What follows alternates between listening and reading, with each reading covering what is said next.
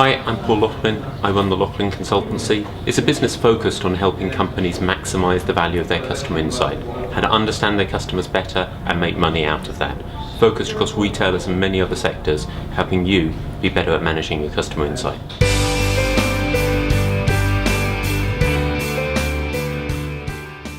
I think the biggest challenge is probably the amount of data this produces.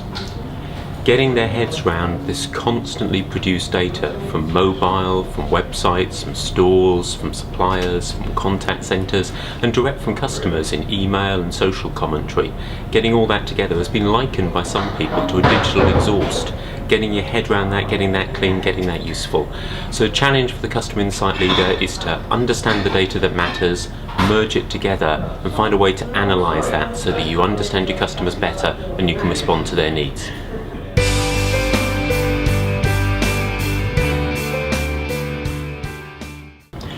Probably an even bigger challenge than pulling all that data together is acting on it in a way that's intelligent and coordinated from the customer's perspective.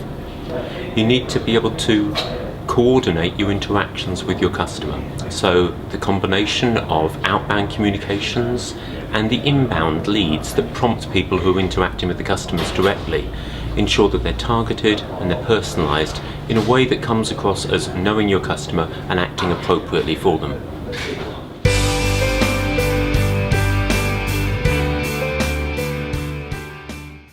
After thorough data prep and exploratory data analysis, two aspects of analytics can help: behavioural analytics and predictive analytics.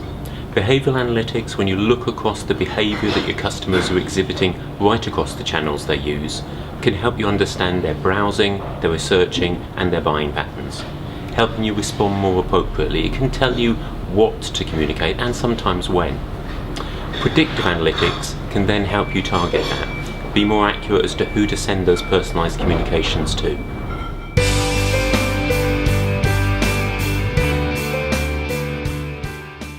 I'd say absolutely there's still a role for research. I think one of the downsides of the current buzz about big data and predictive analytics is research can be overlooked as either irrelevant or not needed. Actually, you need to understand the perception and the emotions for your customer, the ones that surround a particular brand, a particular product or a particular need in their life. Behavioural psychology has taught us that sometimes we can't trust self-report and the behaviour may predict better what your customers will do. However, without understanding their perception, what it feels like for them, your targeted offer could fall completely flat because you are targeting something they'll do, but it's not the right language or the right way to present it. That's why you still need research.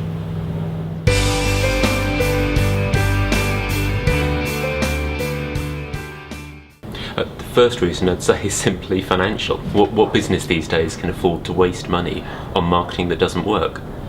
But there are other benefits. One of them is reputational. Marketing can sometimes have a bad reputation for not being commercially accountable, being rather commercially naive. This can improve that. This can demonstrate an understanding of the financial returns of marketing that grows your influence, particularly on the finance side of a business. But there can also be insights that come. Understanding which marketing is really working from a financial perspective can help you understand more the real impact you're having on your customers. So for all three reasons, absolutely you need to understand your marketing payback.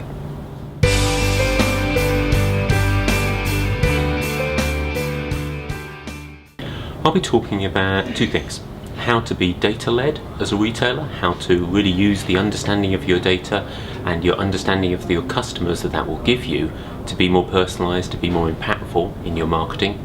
And I'll be talking about measuring your marketing effectiveness, how to understand what marketing is really working and the financial return you can measure from that marketing.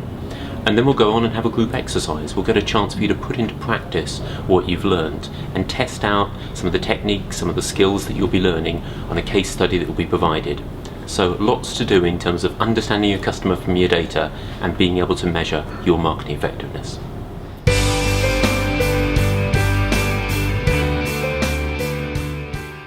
I'd say no. In principle, this applies across all geographies and all territories. The data may be different, and there may be a different level of maturity or understanding, or the language to use for some of the techniques may need to vary.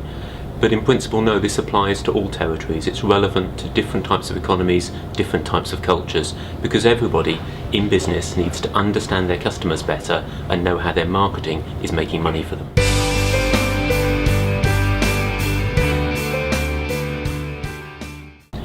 Probably those who would benefit the most are those who are ready to put this into action.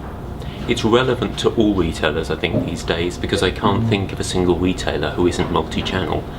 But what will matter most is that you come to this workshop wanting to learn what you can put into practice. So I'd say businesses that are hungry to understand how they can make a difference, they'd be the best people to come.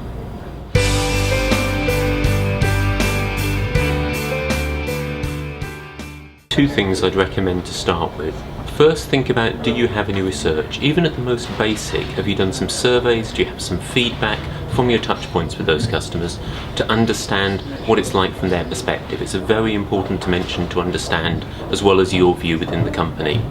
Then I'd say it is time to start thinking of managing your data as an asset. Step back and understand, what do you need to know in order to improve the experience of your customers? There will be pieces of information that if you don't know them at the right touch point, you can't deliver better for your customers. Those are the ones to prioritize first.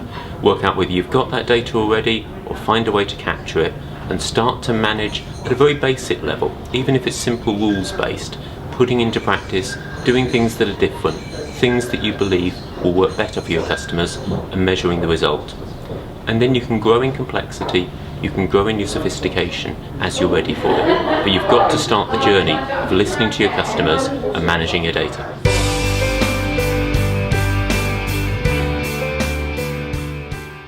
This might sound like I'm avoiding the question to some extent, but I wouldn't give the advice to start with, this is the clear leader technology-wise, go with them, because actually that's often not what works best. What I'd encourage is be very sure you understand what you need the technology to do. There are many different models out there. There are people whose technology will focus on pulling your data together in one place and working off that data warehouse to get maximum analytical advantage. There are people who will simply connect you holding the data in different places.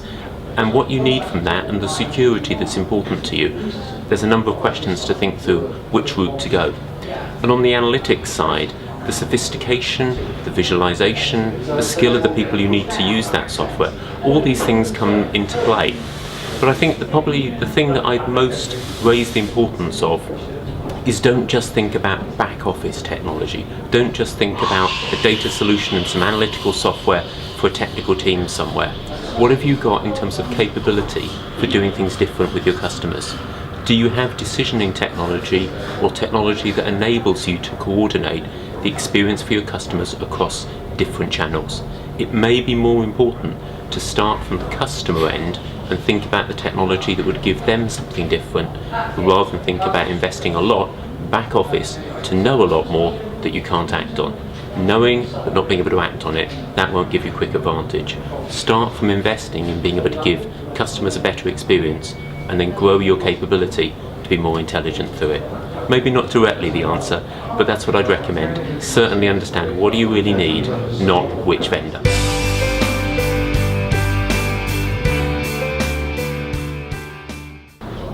Okay, people often ask me, does this stuff really work in practice? The specific example I give is, I've led customer insight teams in the largest insurance-based customer insight function in the UK, and we added 10 million incremental profit to the bottom line every year. Now, that didn't start day one with adding that kind of quantum of financial difference, but it did come from focusing on where we could make a difference first. For the team that I was leading, it was customer retention. We focused our efforts first on being able to understand why people left, deliver a different experience, and being able to predict the people who were likely to leave and get in there first, if you like, with a proactive communication. Then we began focusing our efforts on direct marketing. How could we reduce the cost? We managed to reduce the direct marketing spend by 80%, but still retain the full volume of sales that we were achieving previously. So a huge saving in terms of budget. And then we went on to focus on longer term pieces that this initial work paid for, basically. So we developed new propositions, new services to take to market, and a new way to communicate them that did work better with customers. We saw a doubling in the take-up of some of our products through our branch network. So that kind of work has demonstrated to me you can make a real financial difference through doing this.